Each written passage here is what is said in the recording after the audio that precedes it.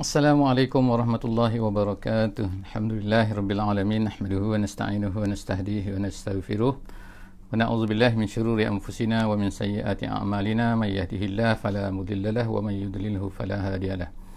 Nashhadu an la ilaha illallah wa nashhadu anna Muhammadan 'abduhu wa rasuluh. Allahumma salli ala sayyidina Muhammad wa ala alihi wa sahbihi ajma'in. Alhamdulillah, bersama-sama lagi kita pada petang ini. Alhamdulillah, untuk bersama-sama dalam membaca kitab Riyadhus Shalihin, hadis Riyadhus Shalihin. InsyaAllah kita sama-sama melihat dan juga memahami serba sedikit bacaan dan juga ibrah daripada kitab Riyadhus Shalihin, karangan Imam An-Nawawi, himpunan hadis yang dihimpunkan oleh Imam An-Nawawi. Jadi insyaAllah kita akan melihat pada hari ini hadis yang ke-41. Masih lagi kita ni berada di bawah bab sabar, as-sabru, as-sabru. Jadi sebelum daripada kita teruskan, insyaAllah seperti biasa saya minta kepada sesiapa yang berada di line pada ketika ini untuk memberi feedback suara dan juga gambar, insyaAllah. Hadis hari ini adalah diriwayatkan, hadis kita diriwayatkan oleh Abi Abdullah Khabbab ibn Al-Arat. Macam tu baca dia, insyaAllah, Al-Arat dengan sabdu pada tak. Jadi hadis ini diriwayatkan oleh Abi Abdullah Khabbab. Jadi gelarannya Abi Abdullah, tetapi namanya adalah Khabbab bin Al-Arat radhiyallahu anhu, semoga Allah Subhanahu wa taala meridai kepadanya. Qala, jadi dia menceritakan bahawa dia kata, syakauna ila Rasulillah sallallahu alaihi wasallam, kami telah syakauna artinya ialah makna kami telah mengadu. Bersyakwalah dalam bahasa Melayunya kita kata syakwa kan, syakwa tu maknanya mengadu. Kami mengadu ila Rasulillah, kepada Rasulullah sallallahu alaihi wasallam. Wa huwa, pada masa itu, waw tu dipanggil wawul hal dalam bahasa Arab, maknanya Nabi pada ketika itu berada mutawassidun burdatan lahu fi zillil Ka'bah. Mutawassid ni artinya lah berbantal kan. Maknanya kalau kita katakan dia letakkan bantal bawah macam tu, bawah kepala macam tu kan. Tu mutawassidun. Nabi menggunakan burdah pada masa itu. Burdah tu ialah satu pakaian, asalnya ialah pakaian Arab yang biasanya berasal daripada Yaman. Dia tu biasanya dibuat sebagai ridak. Dia besar, biasa orang guna untuk selimut dan sebagainya lah kan. Kadang-kadang orang sekarang ada juga guna letakkan pada bahu, pada bahu sini kan. Itu pun dia ridak juga, tapi itu kecil. Ni biasanya besar, ridak tu besar. Digunakan pada musim sejuk orang untuk berselimut dan sebagainya. Jadi Nabi SAW dalam kisah ni ialah dia menggunakan burdah tu, maknanya dia golong-golong, dilipat-lipat, kemudian diletakkan untuk berbantalkan. Jadi Nabi pada masa tu berbantalkan macam berbaring fi zilil Ka'bah. Pada masa itu Nabi SAW berada di bawah naungan Ka'bah. Maksud naungan tu ialah Ka'bah tu dah ada bayang pada masa itu, mungkin panas matahari ke kan. Jadi makna sebelah tu dari Nabi ada bayang Ka'bah tu, Nabi berada di bawah Ka'bah, tepi Ka'bah tu. Jadi apa yang dikatakan oleh Khabbab ini dalam hadis ni ialah dia kata faqulna. Jadi dia berkata, kami pun berkatalah kepada Nabi sallallahu alaihi wasallam, ala tastansiru lana, ala tad'u lana. Dia berkata, Khabbab ni adalah seorang sahabat yang miskin miskin, dan dia ni adalah merupakan seorang tukang besi. Diceritakan seorang tukang besi yang mana dia ni menjadi bekerja membuat pedang, membuat apa-apalah yang diperbuat daripada besi, dan dia ni pandai mahir tukang besi ni. Jadi dia ada kedai dia kan. Dia bekerja dengan seorang orang kaya di Mekah tu.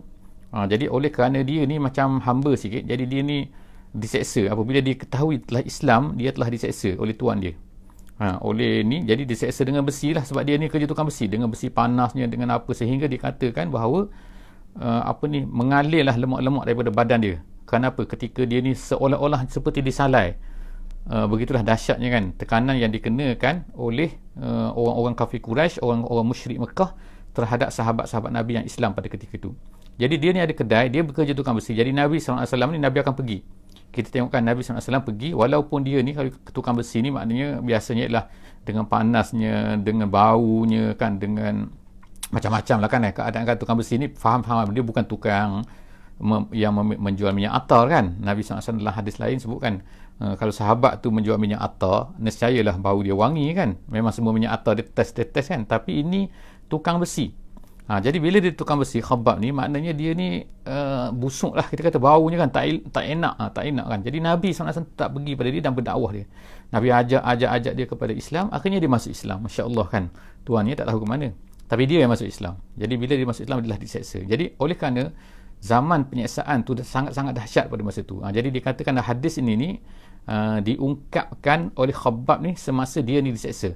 Dalam keadaan orang-orang Mekah ni, sahabat-sahabat Nabi, majoriti mereka ni diseksa oleh tuan-tuan mereka kalau mereka ni hamba, ataupun orang-orang kaya dan sebagainya lah, kalau saudara mara oleh saudara-saudara mereka yang besar-besar kan. Jadi pada ketika itulah maka dia pun pergilah mengadu kepada Nabi SAW pada masa itu kan. Wahai Rasulullah, dia kata. Jadi dia kata kan, wahwa mutawassidun tu. Jadi dia kata fakulna, apa yang dia kata? Dia kata ala, dia kata ala tastansiru lana. Wahai Rasulullah, maknanya ala tastansiru ni maknanya daripada nasara. Nasara tu maknanya tolong. Jadi tastansiru maknanya meminta tolong. Itu. Ya Rasulullah seolah-olah berkata ala tastansiru lana, ala tad'u lana. Kenapa ya Rasulullah, tolonglah, minta tolong untuk kami. Tad'u lana, minta doa untuk kami. Maksud minta doa, janganlah bagi kami, dia tak tahanlah kami ni terseksa ni, kami ni teruk kena seksa ni ya Rasulullah. Tolonglah kami ya Allah, ya Rasulullah, minta tolong kepada Allah. Minta tolong kepada Allah. Jadi kan tastansir, minta tolong, tad'u, minta doa. Jadi perkara ini apabila Nabi SAW ni bila dia dibercakapkan macam tu, apa yang Nabi buat? Faqala maknanya Nabi SAW bersabda. Dalam setengah hadis diriwayatkan bahawa Nabi asalnya berbaring. Nabi berbaring, Nabi bangun, duduk. Duduk maknanya nak tunjuknya seriusnya apa yang Nabi nak kata ni. Faqala, Nabi berkata, qad kana man qablakum. Qad kana adalah dulunya man qablakum, orang-orang yang sebelum daripada kamu. Maknanya sebelum daripada kamu, yukhazur rajulu, diambil, ditangkap seorang lelaki daripada mereka tu, maknanya lelaki-lelaki orang yang beriman dia ditangkap, fayuhfaru lahu, lalu digali, yuhfaru lahu, untuknya digalikan, maknanya diletakkan di dalam lubang tu, digali dalam tanah, lepas tu diletakkan di dalam tu, fil ardi, di dalam muka bumi, di dalam tanah, fi ja'li fiha, lepas tu digali, diletakkan di dalam tu, summa yu'ti bil mansyar, lepas tu dia dibawa dengan minsyar. Minsyar tu ialah gergaji. Kita sebelum daripada ni kita pernah dengar kan, kita baca hadis yang berkaitan dengan budak, gulam, tukang sihir, raja dan juga rahib. Kita baca hadis tu kan. Jadi hampir samalah cerita yang dibawa oleh Nabi SAW di dalam hadis ini. Jadi Nabi SAW kata yu'ti bil minsyar, lalu dibawa datang dengan gergaji, fayudau ala ra'sihi, lalu diletakkan di atas kepalanya. Kalau kita baca dalam hadis gulam tu ialah diletakkan di tengah-tengah kepalanya. Sama ya. Fayuj'alu nisfaini, lalu dijadikan dua paruh. Maknanya satu sebelah sini, satu sebelah sini. Dahsyat Maknanya mereka tu dibunuh lah, maknanya kan. Dibunuh tetapi dengan cara yang sangat kejam. Iaitu dengan cara dibelah kepalanya. Tu Nabi SAW ceritakan, adakah kamu seolah-olahnya kan bertanya kepada Khabbab ni, Nabi bertanya kepada Khabbab, wahai Khabbab, kita pernah ke dibuat macam ni? Kita pernah ke diseksa macam ni? Memanglah jawapan dia tak pernah kan, tak ada kan. Memanglah ada diseksa dengan dahsyat seperti Sumayyah, tetapi yang ni lagi dahsyat ni kan, memang dia belah dua. Mana ada di kalangan kita ni orang di Mekah ni yang dibelah dua macam tu? Ada yang dibunuh, ada yang disalai, ada yang dipanaskan, ada yang digulung, ada yang diasapkan, ada yang ditarik dengan kuda, ada yang letakkan batu. Tapi tu tak dahsyat lagi. Yang dahsyat lagi memang belah dua ni kan, terbelah dua, terus nampak hati, jantung, paru-paru semua terbelah dua semua kan. Jadi Allah SWT, Nabi SAW sebut sini. Kemudian yang kedua, wayumsyatu, yamsyatu maknanya disikat bi amsyatil hadid, dengan sikat-sikat besi. Jadi bayangkan sikat tu, sikat bukan sikat kecil maknanya sikat besi, sikat yang besar maknanya. Sikat besar macam orang buat tu kan, kita katalah, kalau kita katakan kita buat, orang ni buat tu tanah, cakar tanah tu, itu besar lagi cakar yang tajamnya. Kenapa yang dibuat? Maduna lahmihi wa azmihi. Maduna maknanya dipisahkan di antara dagingnya dan tulangnya. Jadi bayangkan sikat tu digunakan untuk sehingga menyikat, menarik dan tarik daging-daging dia tu terpisah daripada tulang dia. Dahsyat. Maknanya juga seolah-olahnya Nabi bertanya kepada Khabbab ni, pernah tak kita kena macam ni? Pernah tak orang Quraisy ni buat macam ni kepada kita? Jadi Nabi SAW berkata, orang sebelum daripada kita, begitulah yang dibuat kepada mereka. Kemudian, apa lagi? Ma yasudduhu, Nabi kata. Ma yasudduhu, tidak memisahkannya, menghalangnya. Zalika an dinihi, daripada agamanya. Maknanya mereka tetap juga dengan agama mereka. Mereka tetap berpegang kepada apa yang benar. Walaupun mereka dibuat macam tu. Walaupun dahsyatnya penyiksaan dikenakan kepada mereka.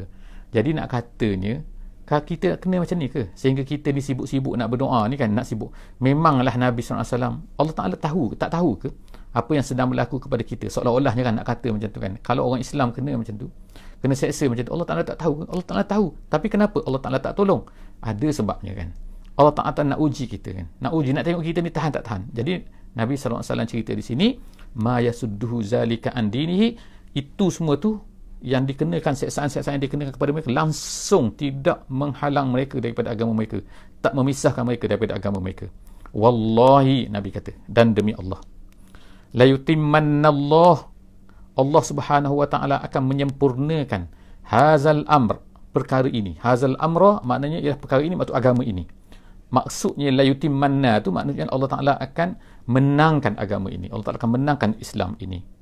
Hazal amr, hatta sehinggalah nanti apabila dah menang nanti, apabila Islam dah hebat, nak ceritakan keadaan macam mana hebatnya Islam tu, yasirur rakibu, seorang rakib tu maknanya ialah pelayar, orang yang bermusafir maknanya, iaitu seorang yang bermusafir, yasiru, dia akan berjalan, min San'a, daripada satu bandar nama San'a. Pada masa itu dah ada San'a ni. Sekarang pun nama dia San'a kita panggil kan. Tapi orang dalam masyarakat San'a gitu kan. Dia boleh berjalan, orang tu boleh berjalan daripada San'a ila Hadramauti. Hadramaut tu ialah satu bandar juga. Satu kawasan, minta maaf, kawasan, dan adalah kan seperti Tarim, seperti banyaklah bandar-bandar di kawasan tu nama dia San'a, yang mana daripada Hadramaut, yang mana ramai dikatakan setengah ahli sejarah kata bahawa Islam ni datang ke tempat kita ni berasal daripada Hadramaut. Sebab itulah kita ni mazhab Syafi'i dengan kain pelikatnya dan sebagainya tu, setengah ulama lah, tapi tak apa, itu adalah sejarawan lah. Tapi nak cerita sini, Hadramaut ialah satu kawasan, iaitu kalau ikut petanya ialah di sebelah timur Yaman. Kalau San'a tu maknanya sebelah barat Yaman. Jadi Yaman panjang tu, Yaman tu melentang, Yaman tu, jadi sebelah barat tu nama dia San'a, sebelah timur nama dia Hadramaut. Pada masa tu tak ada orang yang berani berjalan di antara San'a ke Hadramaut. Kenapa tak berani?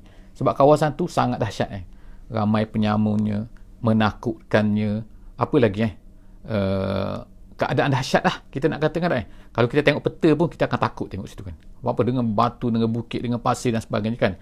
Dan orang tak berani nak lalu, nak pergi di antara dua tempat tu. Kalau nak pergi kena belayar dan sebagainya lah kan, ikut lautan Jadi Nabi SAW beri sini, nak katanya apa? Nabi kata ialah nanti Islam ni akan menang, pasti akan menang, sehingga seorang tu boleh berjalan daripada San'a ke Hadramaut, la yakhafuna illallah, dia tak takut melainkan Allah. Maknanya dia boleh berjalan tak takut apa pun maknanya. Kalau sekarang takut pada masa tu lah kan sekarang pada masa tu memang takut. Jadi sekarang ni kalau Islam dah menang, la yakhafun Allah, dia tak akan takut selain daripada Allah. Wazibu ala ghanamih, kecualilah dia akan takut juga nanti serigala yang akan memakan kambing-kambingnya. Maknanya serigala tu tak ada nak buat apa lah kan itu memang kerja dia makan kambing. Tapi maknanya nak cerita, kalau walaupun Islam tak Islam pun, walau negara Islam, walaupun Islam dah menang tak menang pun, serigala tetap juga akan memakan kambingnya. Itu maknanya maksud Nabi tu. Maksudnya perkara biasa tu biasalah, tak ada masalah kan. Yang tu akan berlaku lah kan. Tapi maknanya orang tu dah orang dah aman pada masa tu. Maknanya negara dah aman, Islam dah aman, semua orang dah jadi baik kan. Itu Allah Ta'ala nak ceritakan bahawa macam itulah nanti akan terjadi kepada Islam. Allah Ta'ala akan tolong. Awak ni nak kata sekarang ni kan, walakinnakum, Nabi kata kepada Khabbab dan juga sahabat-sahabat yang lain ni, walakinnakum, tapi kamu Khabbab, tastajilun, kamu ni nak gopoh sangat kamu ni nak gopoh, nak cepat sangat. Maknanya tak sabar. Tak sabar dulu menghadapi dengan seksaan, dengan hadapi apa kita hadapi sekarang. Awak ni tak sabar, nak cepat sangat nak menang kan. Jadi hadis ini rawahul Bukhari wa fi riwayatin, dalam satu riwayat yang lain dia kata wa huwa mutawassidun burdatan, yang tadi tu kan Nabi tu berbantalkan dengan burdah, kain burdahnya, kain yang digunakan untuk selimut. Kain tu biasanya ialah daripada Yaman kita kata, dan juga dia ada belang-belang warna petak-petak biasanya. Itu kebiasaannya. Waqad lakina, dan dalam riwayat yang lain tu dia kata kami ni, Khabbab kata kami berjumpa dengan Nabi ni minal musyrikin syiddah, pada masa itu kami menghadapi kedahsyatan yang sangat dahsyat daripada orang-orang musyrik Mekah. Jadi alhamdulillah itu hadis yang ke-42 yang kita baca agak panjang sikit, panjang sikit saja kan. Jadi moga-moga angin pengajaran di sini iaitu apa? Janganlah kita ni tidak sabar untuk menghadapi apa-apa saja fi sabilillah. Kerana setiap apa yang berlaku kita akan dapat pahala. Jadi satu hadis lagi ni insya-Allah saya cuba akan baca dalam masa yang ada ni, hadis yang ke-42 Hadis ini diriwayatkan oleh Ibnu Mas'ud. Wa an Ibni Mas'udin radhiyallahu anhu. Kita pun cerita sebelum daripada ni Ibnu Mas'ud tu siapa dan sebagainya. Jadi dikatakan bahawa diriwayatkan oleh Ibnu Mas'ud. Hadis ini dia berkata qala lamma kana yaum Hunain. Dia bercerita, Ibnu Mas'ud cerita pada hari Hunain. Hunain ni adalah hari selepas daripada pembukaan kota Mekah. Lepas Nabi kita SAW buka kota Mekah, ramai orang masuk Islam. Pada masa tu kabilah-kabilah pun start masuk Islam, orang pun start masuk Islam. Tinggal satu bangsa yang kuat yang belum masuk Islam, iaitu kabilah Thaqif. Thaqif ni berada di Taif. Dia ni menguasai Taif tu. Kalau di Mekah ni Quraisy, tapi di Taif tu nama dia Thaqif. Kalau orang ni dia panggil As-Thaqafi. As-Thaqafi tu daripada Bani Thaqif. Jadi dia ni Nabi SAW memulakanlah tentera dia selepas Mekah ni nak pergi ke Taif.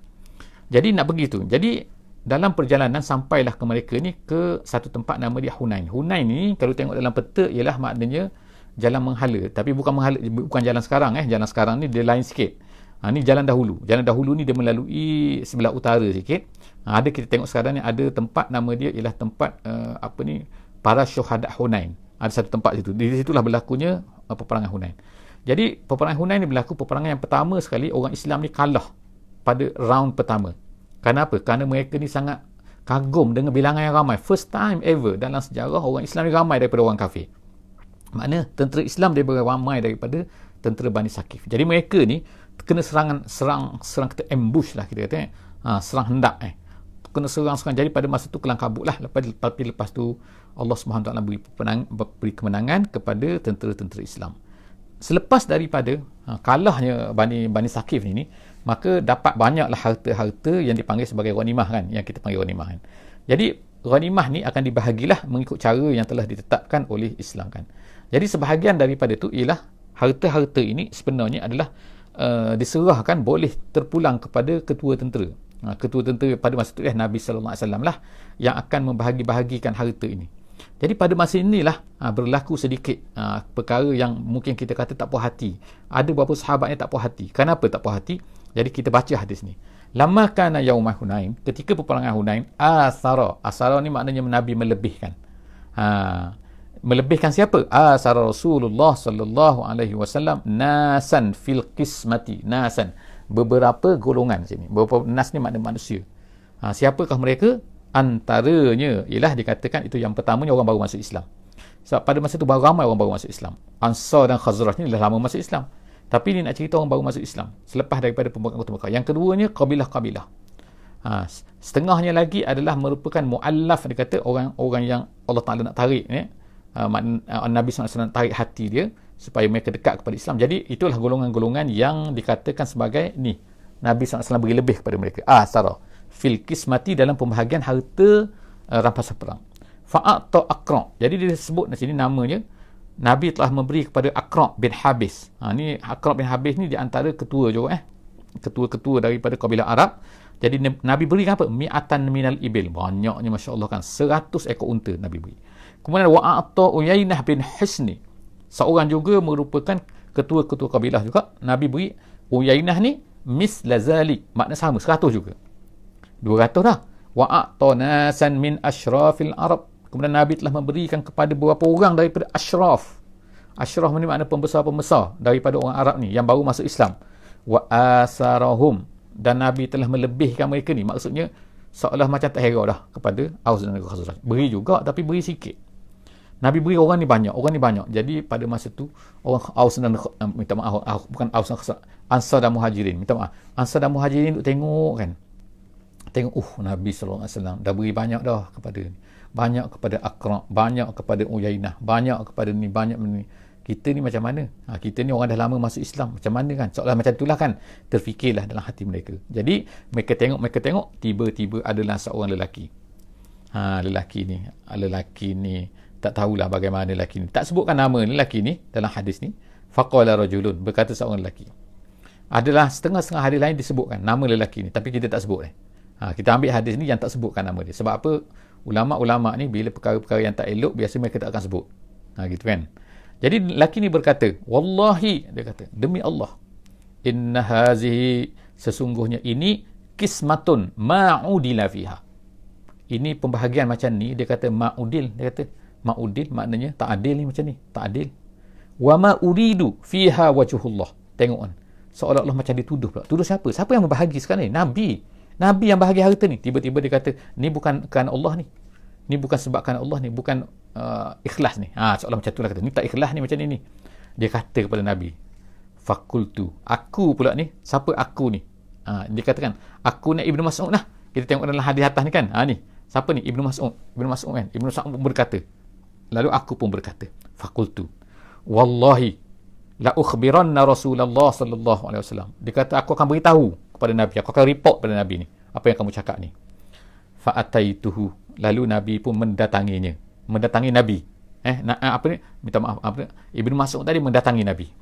Fa akhbartuhu bima qala, lalu aku beritahu kepada Nabi apa yang orang tu cakap tadi. Dia kata tak adil lah, dia kata ni bukan jujurkan Allah lah, bukan ikhlaskan Allah lah.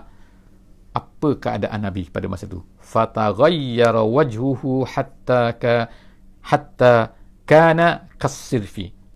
Pada masa tu berubahlah wajah Nabi, maknanya muka Nabi ni berubah sehingga berubah menjadi kasirfi. Sirfi ni merah maknanya, iaitu satu celupan orang Arab guna untuk mencelup kain supaya jadi merah. Jadi nama dia as-sirfi. Jadi Nabi SAW pada masa tu berubah kan muka dia, sebab dah dengar orang kata tak adil kan. Jadi dia kata apa? Nabi SAW kata apa? Summa qala faman ya'dil iza lam ya'dilillahu wa rasuluh.